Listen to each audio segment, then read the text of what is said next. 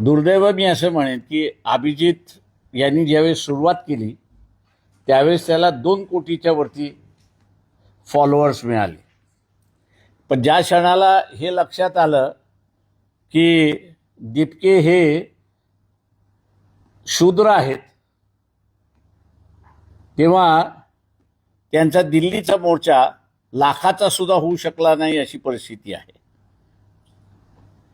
म्हणजे younger generation सुद्धा स्वतःच्या प्रश्नाला महत्त्व देण्यापेक्षा कोण कुठल्या जातीचा आहे, कोण कुठल्या व्यवस्थेमधला आहे, तो सवर्ण आहे, तो क्षत्रिय आहे, तो शूद्र आहे की मुसलमान आहे की कोण आहे, याला असताना बघून त्याच्या पाठीमागं जायचं की न जायचं हा जो क्रायटेरिया लावलेला आहे तो क्रायटेरिया बीजेपीच्या फायद्याचा आहे असं मी त्या ठिकाणी मानतोय. आणि म्हणून एवढं मोठं काँग्रेसचं आंदोलन उभं राहिलेलं ते कुठं फिसल आउट होतंय का अशी तुझ्या शंका आता व्यक्त केल्या जातात.